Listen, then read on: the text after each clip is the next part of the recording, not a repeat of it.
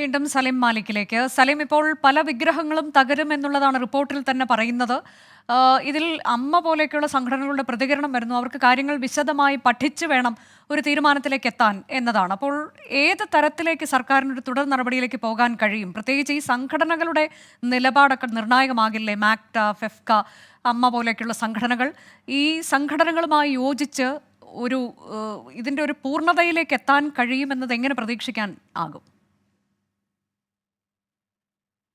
അനുജ, അങ്ങനെ എളുപ്പത്തിൽ സിനിമാ മേഖലയിലെ പ്രശ്നങ്ങൾ ഒരു രാത്രി ഇരുട്ടി വെളുക്കുമ്പോൾ പരിഹരിക്കാൻ കഴിയുന്നതല്ല എന്നുള്ളത് വ്യക്തമാണ്. പക്ഷേ സർക്കാരിന് അതിൽ ഇടപെടാൻ കഴിയുന്ന വിഷയത്തിൽ അത്രയെങ്കിലും ഇടപെടണം എന്നുള്ളതാണ്. ഈ പറയുന്നത് പോലെ തന്നെ ഈ സംഘടനകൾ ഈ റിപ്പോർട്ടിൻ്റെ തന്നെ ഉള്ളടക്കത്തല്ല, അത് പുറത്തു വന്നോട്ടെ, അങ്ങനെ ഒരു പ്രശ്നവും ഉണ്ടാകില്ല എന്ന് അമ്മയിലെയൊക്കെ അംഗങ്ങളൊക്കെ നേരത്തെ ആത്മവിശ്വാസം പ്രകടിപ്പിച്ചിരുന്നതാണ്. അങ്ങനെ ഒരു ഭൂകമ്പവും ഉണ്ടാകില്ല ഈ റിപ്പോർട്ട് പുറത്തു വന്നാലെന്നൊക്കെ പലകുറി പറഞ്ഞതാണ്. പക്ഷേ റിപ്പോർട്ട് പുറത്തു വന്നപ്പോൾ പേരുകൾ മാത്രം വന്നില്ലെന്നേ ഉള്ളൂ. മലയാള സിനിമയിൽ ഒരു സമാന്തര അധോലോകം പ്രവർത്തിക്കുന്നുണ്ട് എന്നതുൾപ്പെടെയുള്ള കാര്യങ്ങൾ വ്യക്തമായി. അതുകൊണ്ട് തന്നെ സ്വാഭാവികമായി ആ റിപ്പോർട്ടിന്റെ ആധികാരികത വെച്ച് പരിശോധിക്കുകയാണെങ്കിൽ ഈ അമ്മ ഉൾപ്പെടെയുള്ള സംഘടനകൾ സകലരും അഭിപ്രായം പറയേണ്ടി വരും, അല്ലെങ്കിൽ അതിലെ നിലപാട് പറയേണ്ടി വരും എന്നുള്ളതാണ്. അതുകൊണ്ട് സർക്കാരിനെ സംബന്ധിച്ചിടത്തോളം മാത്രമല്ല, ഈ സംഘടനകളെ, ഈ സിനിമാ സംഘടനകളെ സംബന്ധിച്ചിടത്തോളവും ഈ ചീത്തപ്പേര് മാറ്റാൻ വളരെയധികം പണിപ്പെടേണ്ടി വരും. അതുകൊണ്ട് സ്വാഭാവികമായും ആ നിലയിൽ സർക്കാരുമായി സഹകരിച്ചുകൊണ്ടുള്ള കോൺക്ലേവുകൾ ഉൾപ്പെടെയുള്ള നിലപാടുകളിലേക്ക് ഈ സംഘടനകളും വഴങ്ങും എന്നാണ് നമ്മൾ മനസ്സിലാക്കുന്നത്. സ്വാഭാവികമായി അങ്ങനെ തന്നെ ചെയ്യാനാണ് സാധ്യതയും.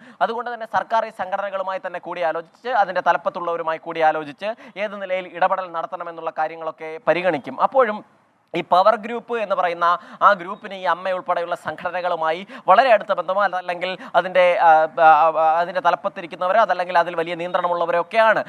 ആ വിഷയം കൊണ്ട് തന്നെ അതുകൊണ്ട് ഇത് ഇലയ്ക്കും മുള്ളിനും കേടില്ലാതെ പരിഹരിക്കുക എന്നുള്ളത് തന്നെയാകും ഈ താരസംഘടനകളുടെ, ഒപ്പം തന്നെ താരങ്ങളുടെ അല്ലെങ്കിൽ മറ്റ് ഫെഫ്ക പോലുള്ള സംഘടനകളുടെയൊക്കെ ശ്രമം. ആ നിലയിൽ ഇവരുമായുള്ള ഒരു ചർച്ച എന്നുള്ളതാണ് സർക്കാർ ഇനി ആദ്യഘട്ടത്തിൽ ചെയ്യുക. അതിനുശേഷമാകും ഈ റിപ്പോർട്ടിലെ മറ്റു നടപടികളിലേക്ക് കൂടി കടക്കുകയും ചെയ്യുക. മാത്രമല്ല, സിനിമാ രൂപീകരിക്കുമ്പോൾ സ്വാഭാവികമായും ഇത്തരം സംഘടനകളെ, സിനിമയിലെ പ്രധാനപ്പെട്ടവരുടെ WCC ഉൾപ്പെടെയുള്ള സംഘടനകളുടെ ആവശ്യങ്ങളും അവരുടെ തന്നെ അഭിപ്രായങ്ങളും കേട്ടതിന് ശേഷം മാത്രമേ സിനിമാ നയം രൂപീകരിക്കാനും പറ്റൂ. പ്രത്യേകിച്ചും ഈ റിപ്പോർട്ടിൽ തന്നെ WCCക്കെതിരെ ഉൾപ്പെടെയുള്ള പരാമർശങ്ങളുണ്ട് എന്നുള്ളത് കൂടി ശ്രദ്ധേയമാണ്. കാരണം ഒരു നടി ഈ WCCയെ സ്വന്തം വളർച്ചയ്ക്കായി ഉപയോഗിച്ചു. അതിനുശേഷം WCCയിലെ ഈ തുടക്കകാലത്തുണ്ടായിരുന്ന അംഗമായിരുന്നു. പിന്നീട് സ്വന്തം വളർച്ചയ്ക്ക് വേണ്ടി ഉപയോഗിക്കുകയും അതിനുശേഷം പിന്നീട് പല വിഷയങ്ങളും അതുമായി ബന്ധപ്പെട്ട് വരുമ്പോൾ സ്ത്രീകൾക്ക് വലിയ പ്രശ്നങ്ങളൊന്നും സിനിമാ മേഖലയിൽ ഇല്ല എന്നുള്ള മൊഴി ഉൾപ്പെടെ നൽകുകയും ചെയ്തു. ആ നടിക്ക് മാത്രം ആവശ്യത്തിന് അവസരം WCCയിൽ നിന്ന് പിന്നീട് ലഭിച്ചു എന്നതുൾപ്പെടെയുള്ള പരാമർശങ്ങളൊക്കെ ഈ റിപ്പോർട്ടുമായി ബന്ധപ്പെട്ടുണ്ട്.